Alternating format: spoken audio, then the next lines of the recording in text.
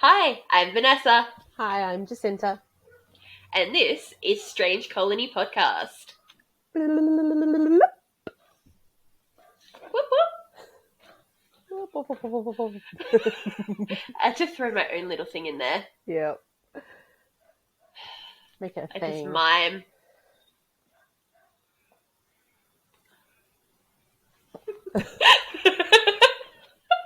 It won't translate for anyone who's just listening, though. No, but you're doing the audio this week, so have fun with that.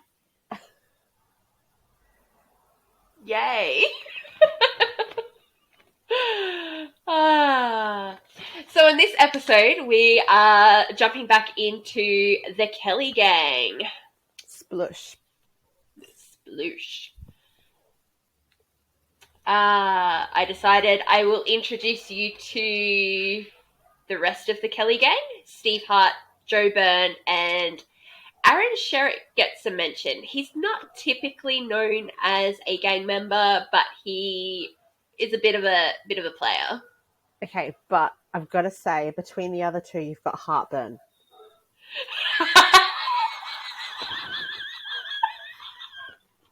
I didn't even make that connection the whole time I was researching.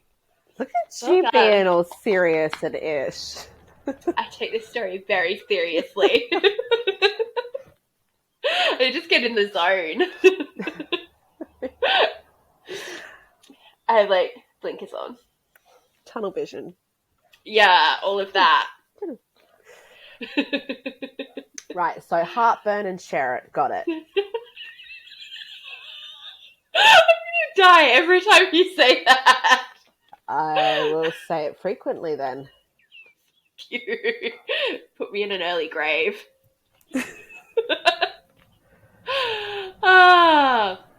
We'll start with Steve Hart. He was born in Wangaratta.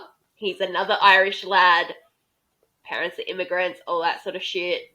Yep. He was the second son to Richard and Bridget Hart. He had 2 brothers and 3 sisters. Big families, not surprising. Yeah, another big family, but this is just 6 children. I can't believe I'm saying just 6. Well, come on. I mean, what was the protection at the time? Yeah, fair point. Fair point. No TV, no protection. Yeah, makes a lot of sense. Steve actually wasn't really involved with a lot of the criminal activities initially. He tried his hand at being a jockey first. Uh-huh. I can see how that translates. It actually kind of does. Primarily in the Wangaratta Beechworth area. We're still in northeastern Victoria. It is said that he once won the Benalla Handicap as well. So he was good. Okay. I can see how that translates. Yes. However, because he was hanging around with the Greta mob and all that sort of stuff, he was convicted of horse theft in 1877. Was he involved in the horse theft, or was he just there? He potentially was. Okay. I mean, he can't be convicted without eyewitness accounts, so... Yeah, but we know how reliable they were. But he was sentenced to 12 months in Beechworth jail. Being the trying to stay on the straight and narrow lad that he was, promised when he left that he would go and find work. Uh-huh. Technically, he kept the promise. He just didn't say what sort of work he was going to be doing. Well, it was not legitimate work, was it?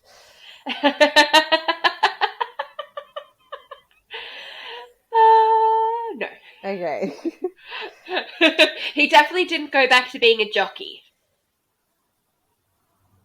But he was still working with horses.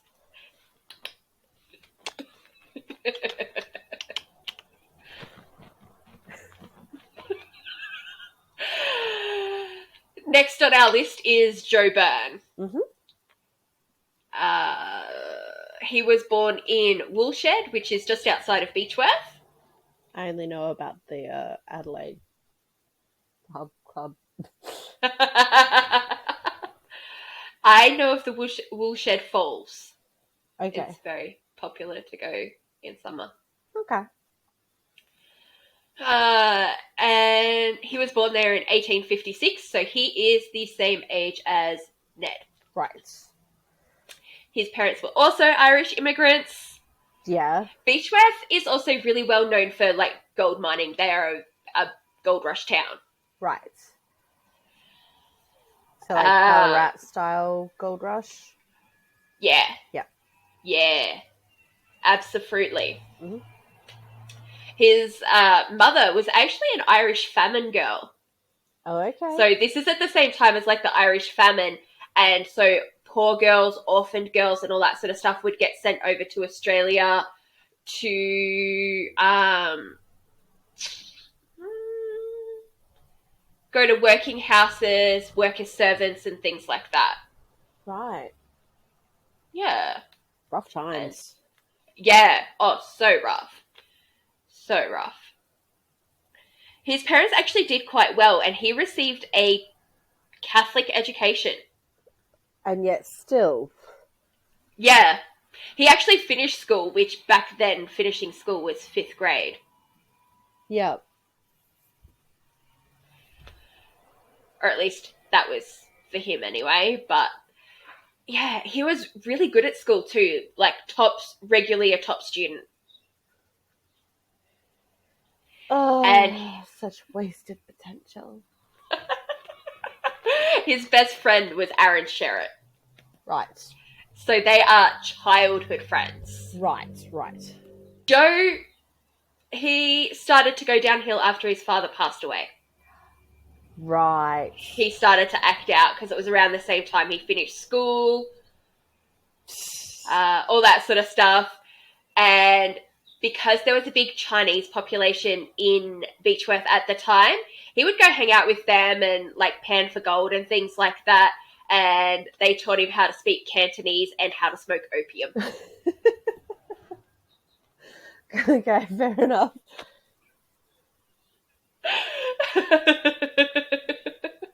So fell in with the wrong crowd.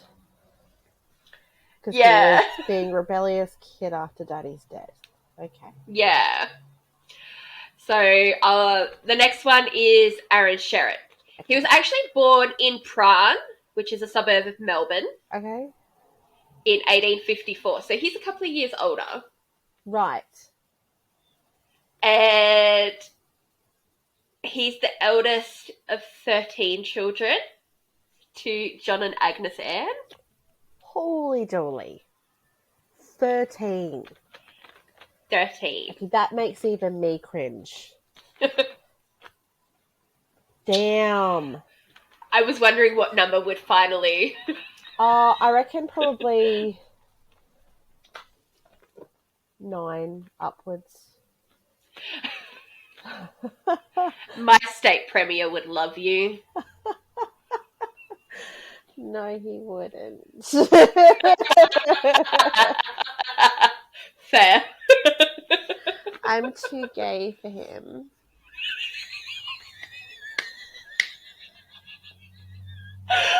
I'm not even as gay as you, and I'm too gay for him. I'm too much of a hoe. I'm too pagan. The only thing we have in common is breeding.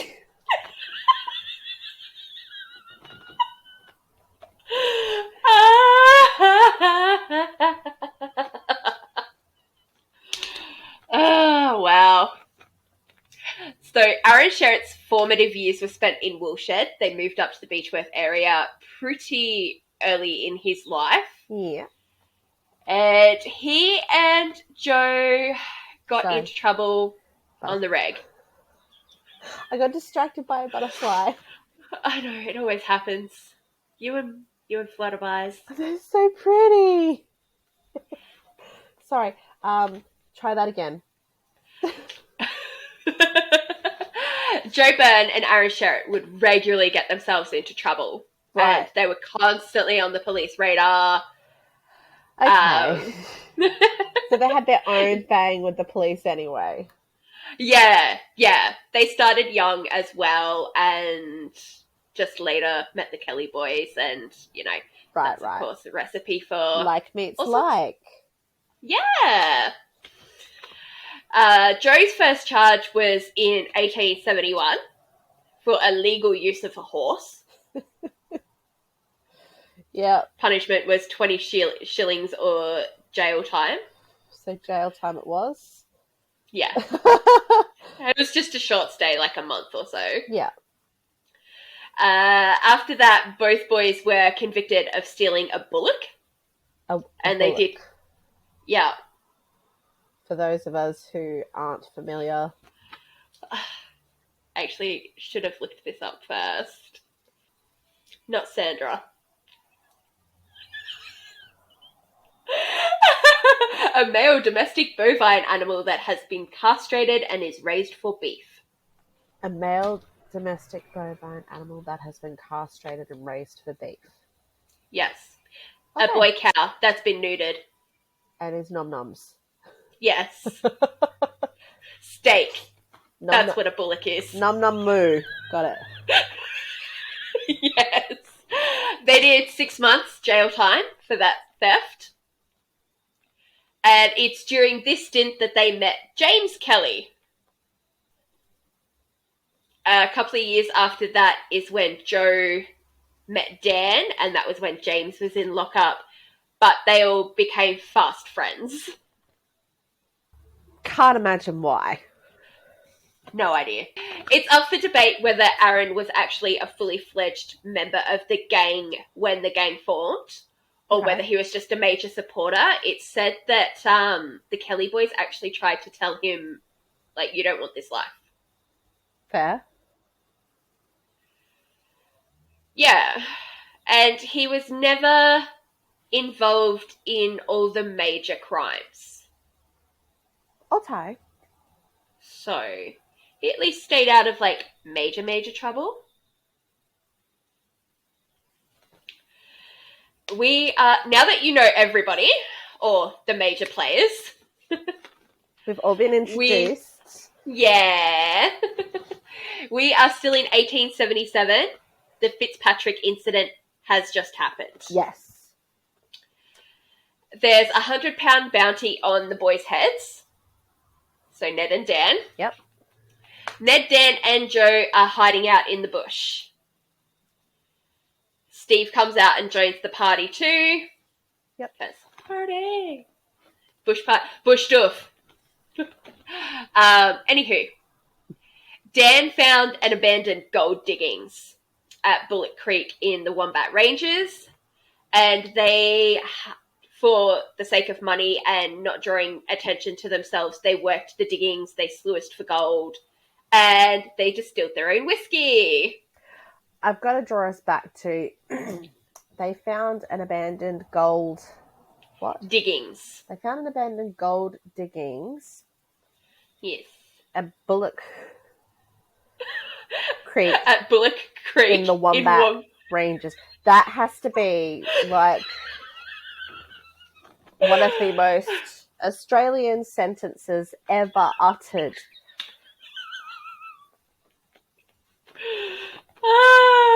I love it.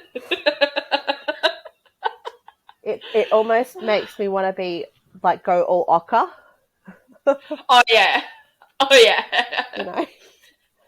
Also, brewing your own beverages is pretty Aussie as well. Yes. So Mama taught them well. Shout out to Mama. Ellen Kelly. Yep. Mm. They were also, to help keep them stable, provided with provisions and information from their support network and sympathisers. Cool. And that includes Aaron Sherritt and the cousins, the Lloyds. Lloyd boys. The Lloyd boys. Yes. Yes. They managed to hang out for like 10 months. Damn, Skippy. Yeah. That is some solid... Yeah. Was it 10? 8? Either way, it was a long time. Still, it was that's almost this long. Yeah, they did good. They did good. I mean, good, but not good. You know what I'm saying? They did good at doing bad. Got it. Yes, that one. So, we're now the same year. It's October. Yeah. 2 mounted police parties were dispatched to search the Wombat Ranges after being tipped off that that's where the Kelly gang were hiding out. Okay. Unfortunately for the police officers, they were not as experienced as our beloved outlaws. What happened? They didn't know it, but they decided to camp out about 1.5 miles from the Kelly hideout. Uh-huh. And Ned had scouted their tracks. Uh-huh. The police party consisted of Sergeant Michael Kennedy, Constable Michael Scanlon, Constable Thomas Lonigan, and Constable Thomas McIntyre. Yep. They spent the night camped out in an abandoned mining site in Stringy Bark Creek. Right. It's about 40 k's north of Mansfield. The next morning, Kennedy and Scanlon, so the sergeant and one of the constables, went out to try and find the Kelly gang. Uh-huh. They are not trackers. They are not bushmen. Why did they get sent? The 2 other police constables stayed back at the camp to look after that.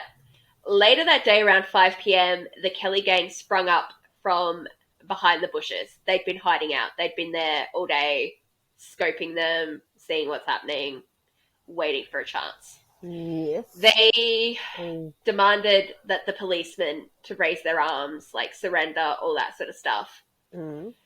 We have 2 versions of events. There's McIntyre's statement, because he's the only surviving member, and we have Ned's account because he's the only one who got the chance to tell his story afterwards. Right. It's about to go down. Got it. All right. Strap it in. Ooh, yeah. Buckle in, kitty cats. Mm. Rawr. McIntyre states that all 4 members of the gang held rifles. Okay. Ned claims only 2 did. Which 2? I don't fucking know. He was definitely one of them. Oh, absolutely. By this time, the gang actually had a bit of structure. It was like Ned and Dan in the lead, Joe as like the lieutenant, and everybody else after that. Uh-huh. McIntyre says he complied with the gang as he was unarmed. I'm messing with this ish. Yep. Sounds intelligent. Lonigan made a motion to draw his weapon as he ran for cover. Ned shot him, killed him. Uh-huh. In Ned's statement that he later gave police well after the fact, he said that Lonigan had jumped behind a tree and he shot the police officer as he raised his head to fire at him. Either way. Either way, he's claiming self-defense, blah, blah, blah. He pulled the gun first. That's not self-defense. No. There's more to that later down the track. We'll get into it as to how he really makes that a whole, I was just defending myself. Okay. The gang interrogated McIntyre for information. They stripped him of all his weapons and anything they could find on him of value to them. It took about a half an hour passed by, and they hid back in the bushes because they could hear Kennedy and Scanlon returning. Yeah. They're on horseback, so they can hear them, all that sort of stuff. So they're jumping back in their hiding places, ready to jump back out. Surprise. McIntyre tried walking up to Kennedy, but as he approached, he upsprung the gang again. Yep. So he didn't get a chance to talk to his superior. Dang. And as this is happening, he's trying to tell, Kennedy, surrender, they've all got guns, blah, blah, blah. Yeah. But Kennedy went to unclip his gun from its holster anyway, but because the gang were on the ready, they were quick to react with gunfire. Scanlon tried to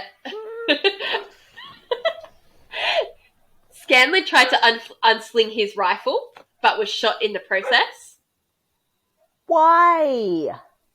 Like, they've already got the jump on you. Okay. I don't get it. This is based on McIntyre's version of events. Uh-huh. So in McIntyre's version of events, his superior and his colleagues are all fucking idiots. Got it. Continue. So no one except the Kelly gang has gotten a single shot off at this point. Unsurprising.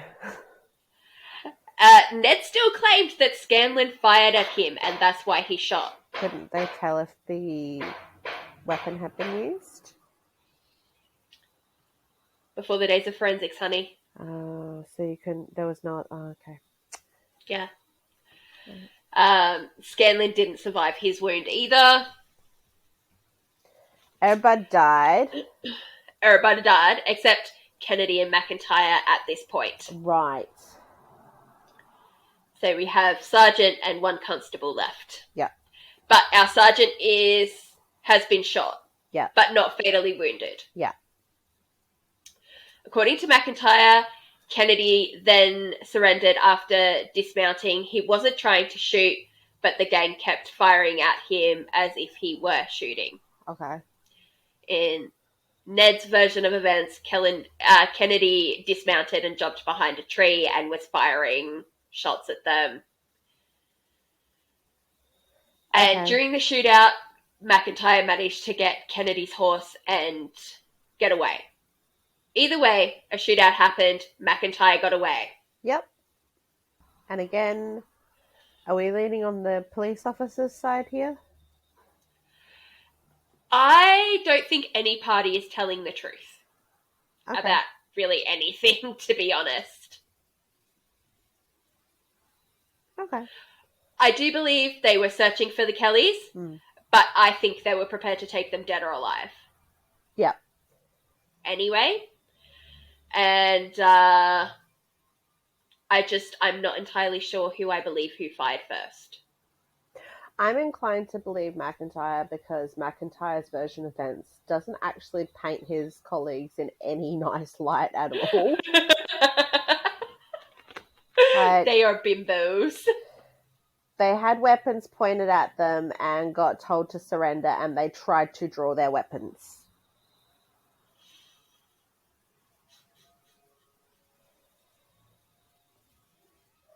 And they wonder why they got deaded. I mean, yeah, they could have survived if they had just surrendered. They were probably just really tired because, like, Outback and all that. Yeah. Weren't firing on all cylinders. Yeah. And then all the cylinders fired at them. So they were coming up to northeast Victoria from Mansfield, so that probably would have already been a couple of days' ride. Oh, yeah. Easy. Okay, fair enough. I wouldn't make my best decisions in that circumstance either. And they'd slept in an abandoned mine. Yeah, okay, fair enough. Kill or be killed, got it. We gotta eat somehow, but that's another story. That sounds no, that would be the bullock. I was going to say that's a Tasmanian story, isn't it? Yes, it is. Go you, knowing things and stuff. I did smart. That's it, you're done for the year. Yup. Kennedy tried to get away. He's our dear sergeant. He's wounded. He's trying to get away in the bushland. But Ned and Dan are hot on his heels. Yep. Both parties are exchanging gunfire at each other. Yep. Kennedy shooting behind him. The boys, yeah. Super dramatic. Yeah. Sounds very Wild West. I would so watch this drama. I wouldn't want to be a part of it. Depends on who was in it.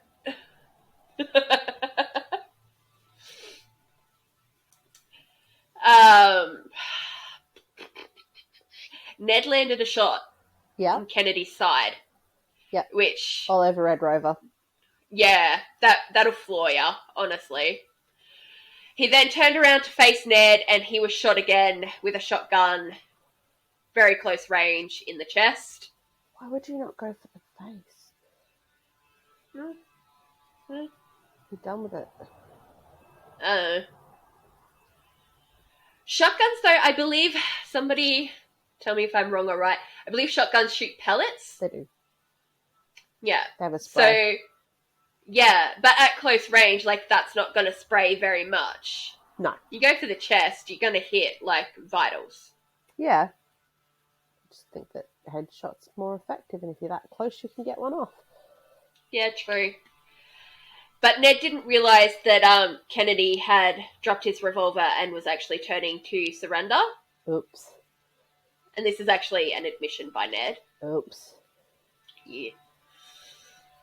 Yeah. So the next day, McIntyre arrived at Mansfield Station, like the police station. Yep.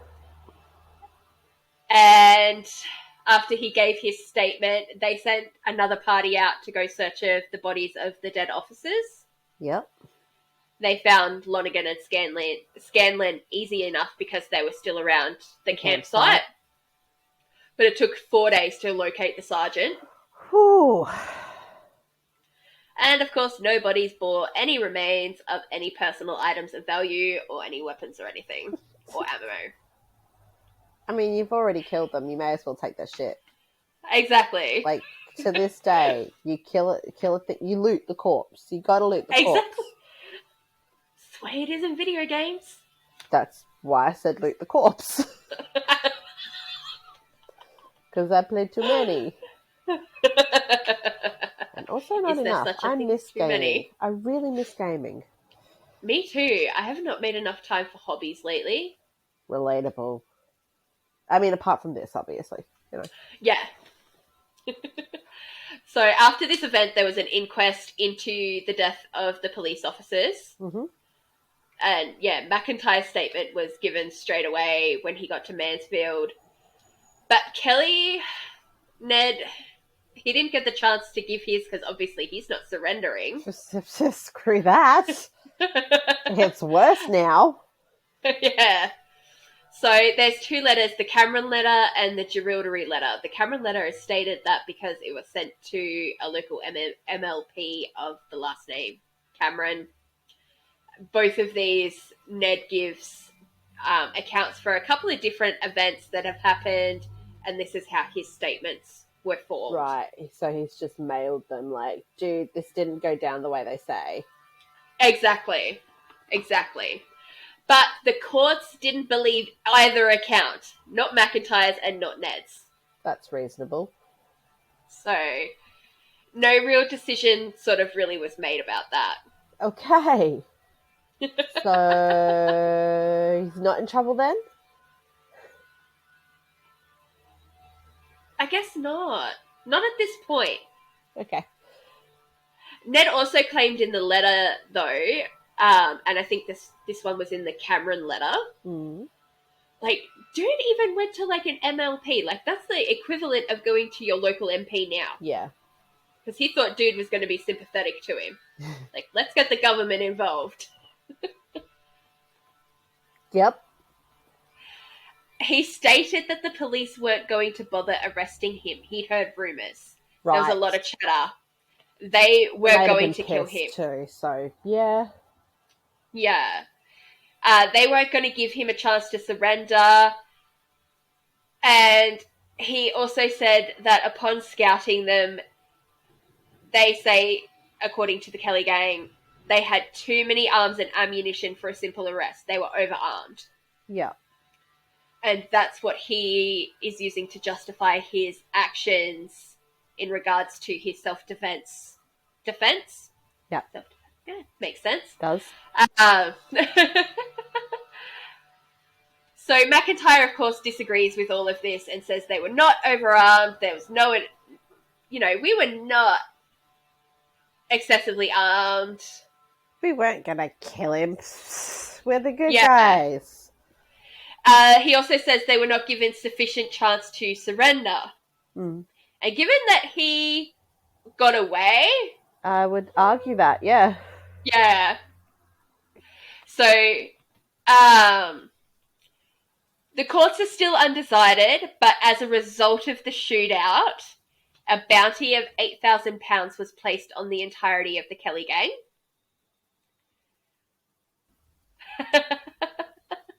8,000. Okay, I'm just. But that's for all of them. That's for all four, like the collector's set. Yeah. So 2,000 a piece. Would Yeah. be more like 4,000 for Ned. And 1,000 for all the others. Right, yeah. Yeah. What year was this in? We are 1878 now. Okay, thank you. Continue. You're welcome. The Felons Apprehension Act of 1878 was passed in the Victorian government as well. This is due to the Kelly gang. This allowed known outlaws to be shot on sight by anyone. Oh. So, like, we weren't armed too much, but we're gonna be next time. Yeah. As long as they believed the outlaw to be armed. Yeah. They didn't actually have to see a gun. As long as they saw, like, the outlaw, they thought they had a gun on them, they could be shot on sight by a civilian. Uh-huh. Harsh punishments were also given to anyone who aided known outlaws. We're talking like 10, 15-year sentences. Yeah. But the act also collapsed not even 2 years after it was made, so it wasn't that helpful. Right. Also, this marks the point where Steve Hart was truly known as an outlaw. Right. After the Stringy Bark Creek murders, the Kelly gang tried to flee across the Murray River, which then would see them go into New South Wales, because the Murray River in northeastern Victoria marks the border into southeastern New South Wales. Mm. But it was a mad flood year, so the river was flooded, they couldn't cross. Right. So New South Wales, not an option, it's out. They had to rely on their family members and support network to hide them out while they stayed in northeast Victoria. Oof. And they're broke, they're living off the land, they're draining resources from their supporters, all that sort of stuff. So it's not looking good. No. Next job for them is, how do we make some money? Turn yourself in. Jesus Christ. Collect that £8,000 bounty. That would be worth over £1 million today. Oh my fucking God. Just to put that into perspective. What? Yes. Just over £1 million. And they had people who would not sell them out. That is amazing. I don't love my mother that much. That's £1 million. What the fuck's that in Australian dollars now? Hang on. What's the conversion for the conversion?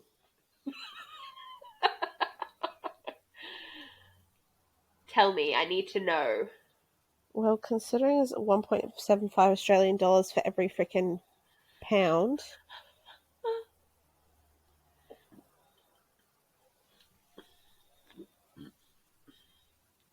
Yeah, you're looking closer to 2 mil.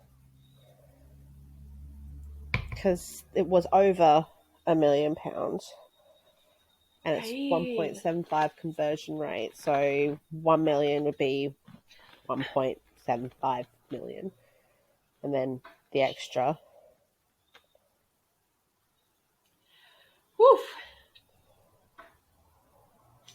So, our boys are looking for some money. Their plan was to rob a bank in the small town of Euroa. Right. Joe Byrne was nominated to scout the town, so off he goes. It's the 8th of December, and he's out there. He's like, spyglass. Nah, just cruising through town. I have a big imagination. Leave me alone. Oh, she does comedy now.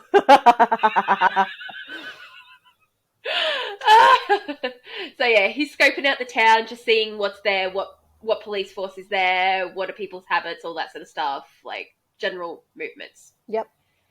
He reported back that there would be funeral and a sitting in the courts on the Tuesday, so most of the town would be preoccupied with those events. Handy. Handy. They did good planning. They did good planning, I will give them that. Prior to the bank robbery on the 9th of December, the Kelly gang held up a station at Faithful's Creek, which is just outside of Euroa. All employees, all passers-by, anyone who was in the vicinity was taken hostage. Okay. They kept men and women in separate buildings.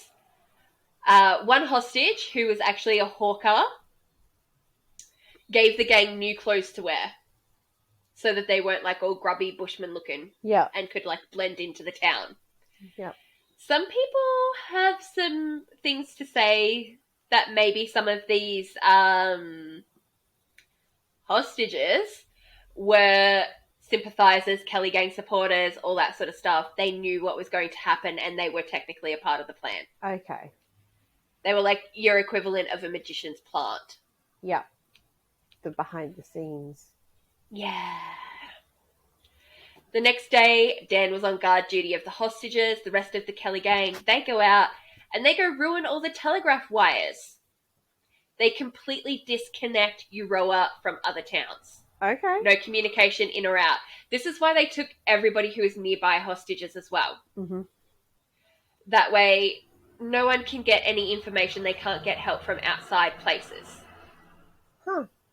That no reinforcements can be called in, all that sort of stuff. Like, yeah. Cut off.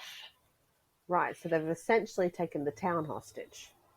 Essentially, yes. Without the town being aware of it. They also came across some railway workers and some hunters.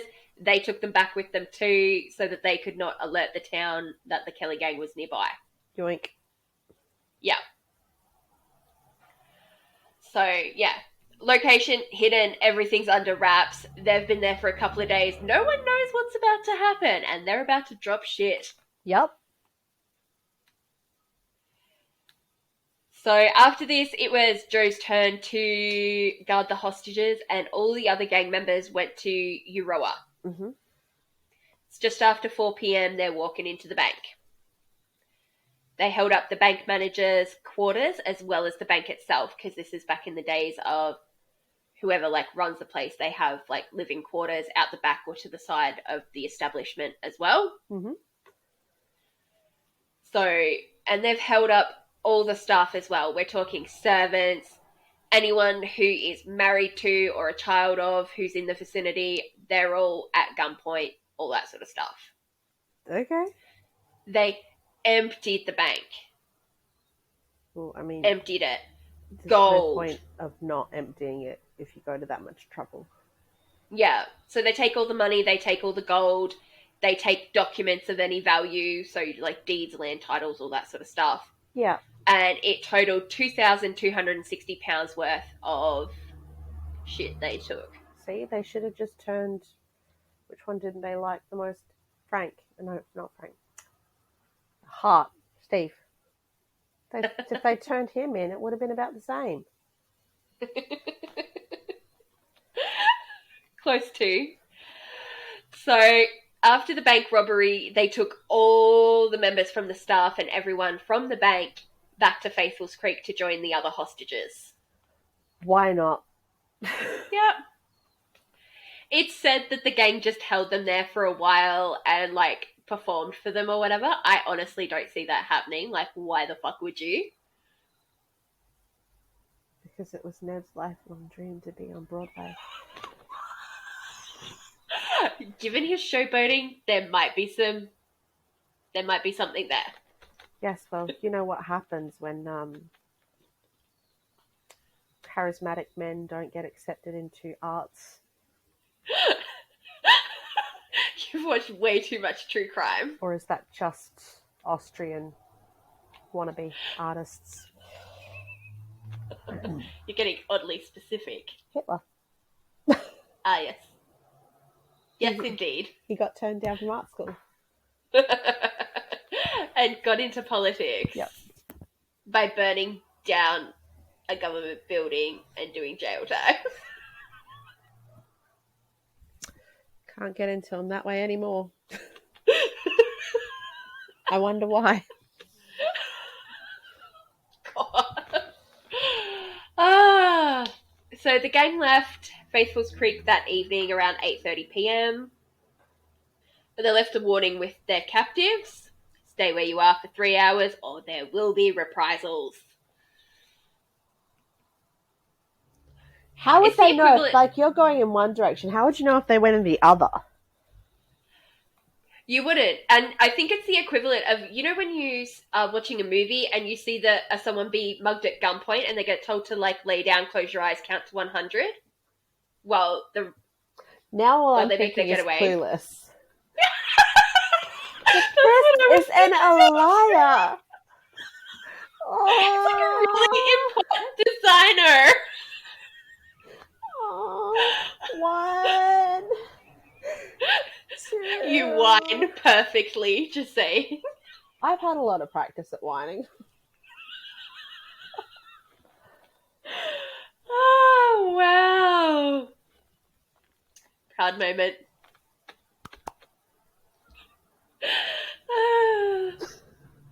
So they told everyone to stay put and then they fucked off. Yeah. The media reporting on the robbery about the gang was actually, like, singing praises about their efficiency in committing the robbery. Well, people didn't die. They got away with everything. Yeah. They also pointed out the police's inefficiency at apprehending the gang. It's alright. It's common. Hostages are quoted having mixed experiences of the outlaws during this. Makes sense. Some say the gang behaved courteously and without violence. Others say they would become angry, cock their guns, aim it at someone, and threaten to shoot them. Uh-huh. Well, I mean, you know, if you weren't one of those ones that had the gun cocked at them, then they did behave courteously and without violence. Very true. And also there's a whole mentality of, but did you die? Also, the gang threatened to burn the building down if they resisted. It's pretty common. Yeah. From both sides, law and lawless. Yeah. Give us what we want or we burn your shit down. Yeah. It's effective. With you in it. Terrifying. After this incident is when the Cameron letter was written. Yeah. Ned can't write. It was dictated by Ned. Joe wrote it. And it was sent to Donald Cameron, his name is. Yep. And like I said earlier, Ned thought this dude would be sympathetic. Yep. He wasn't. No. I mean... But also in this letter, Kelly made a dig at the police for corruption. Well, I mean, there's accuracy there, right? Yeah. The government refused to make the letter public, but the media got wind of some of it anyway and published what they could, which means the government then had to deal with that. In 1879, we're now January. Yep. So next year's turned over, we're at like the 2nd day of January.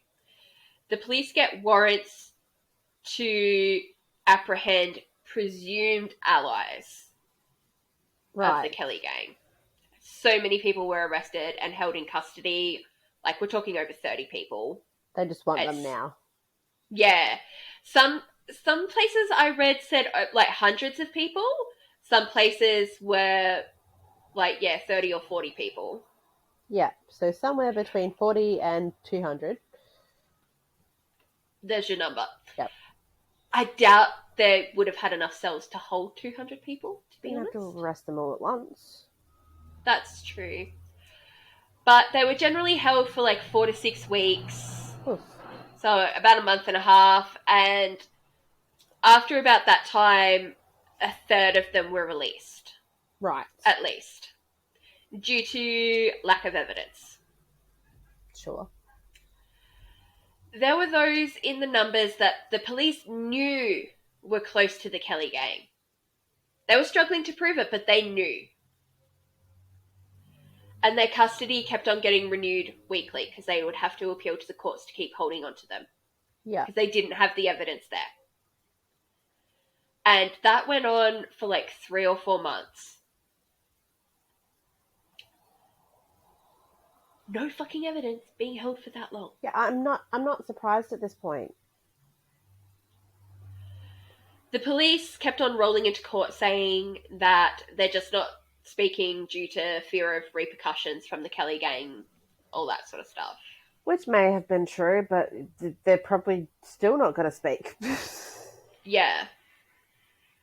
It very well could have been true. So we get to April, and the presiding magistrate just finally stopped continuing the remands. Yes. So everybody got released. Everybody that had been arrested for being associated was released. Mm. They finally realized the tactic wasn't working in terms of they weren't getting information out of the people that they had captured, plus their capture was not drawing out the Kelly gang. I know. Who'd have thought it?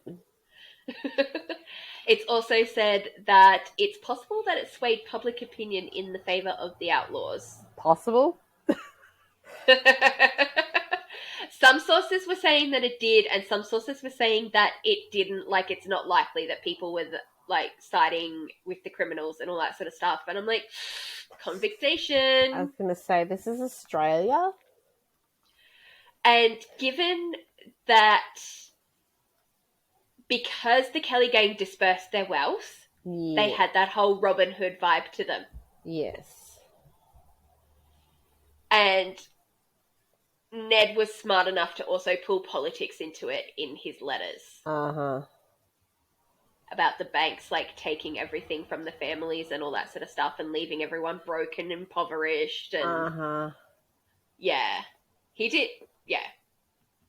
May not have been able to write for shit, but the dude was pretty savvy. Mm. Yeah. After this, the police sent reinforcements to northeast Victoria again, but not out in parties hunting for the gang. They learned their lesson. They were just ramping up numbers in the area to increase their presence. Right. More patrols, got it. Yeah. And soldiers, so military soldiers, were sent to stand guard at banks and other notable buildings of, wealth. Damn. They done spooked them. Yeah. The Kelly gang, like I said, distributed their wealth throughout the community, primarily their family and supporters and friends and anyone who had helped them. Yep. But it did go a bit further than that, and that helped build their reputation as, the Aussie battler, like the good guys, they're here to help us, they're fighting back against the corrupt politicians. Yeah, exactly. All of that. But this left them short of funds for themselves. Okay. So the next target on the list was a bank in Jerilderie. Yep. So next episode, we will cover the Jerilderie raid and the siege at Glenrowan. Okie dokie. And then the trials. The aftermath. And any conspiracies I can find that we can squeeze in as well, because there are conspiracy theories. Of course. This is Australia. There's conspiracy theories about everything these days. Yeah, but I mean, aside from America, Australians pretty well have the market down for conspiracy theorists. Yeah, I suppose they do. We do. Yeah. Much cringe. Oh, look, I've dated at least 2 that ended up conspiracy theorists. Yeah.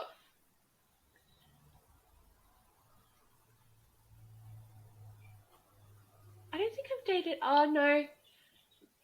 I have. Most of them have been conspiracy theorists in some way, shape, or form. They're just quieter about it. I was going to say, I think everyone is in some way, shape, or form. But there's you know, this is a bit of a conspiracy, and then there's reptile people.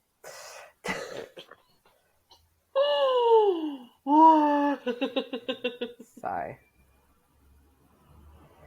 and again, come for me in the comments if you like. I'll, shed my skin, and once I've heated up, I'll come and attack you.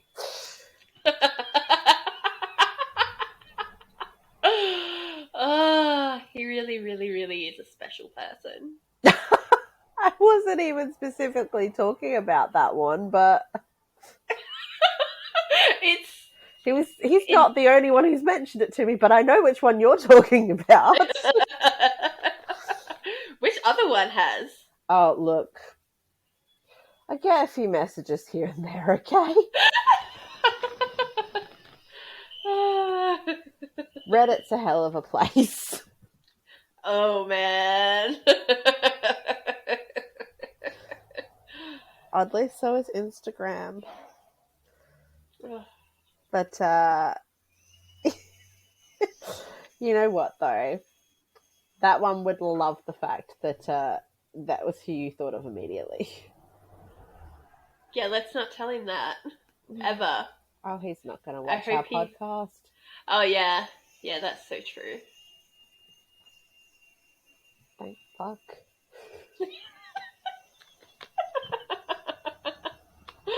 If you do happen to, though, just so you know, your sister's hotter than you are. Oh, way hotter. Way hotter. Way hotter. Righty. Let's get back on track. Yeah. What was the track? So that's the Ned Kelly track.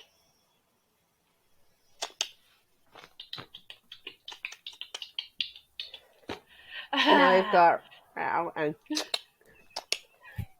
got it. Yes, you do. Starting up a whole onomatopoeia thing. Indeed. So that's all I have for you this week. I've already said what I'm doing next week, haven't I? Mm-hmm. Yep. Go me. You was on it.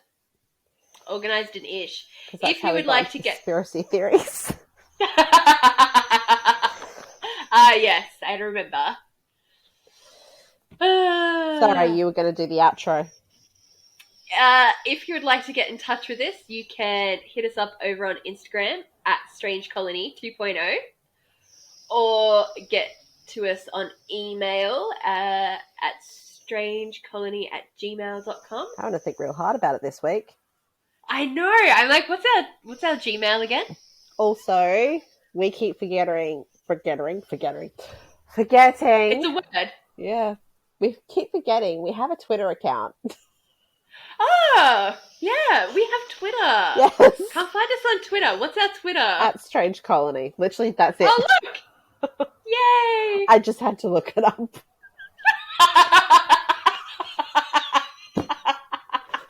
Hey, we agreed my smart was the only smart I've got the rest of the year. That's it. I'm done.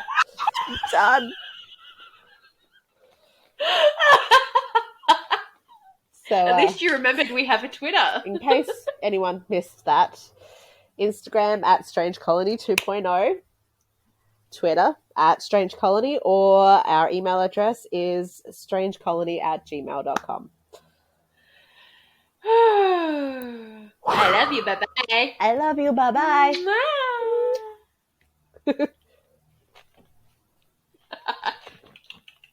Meow.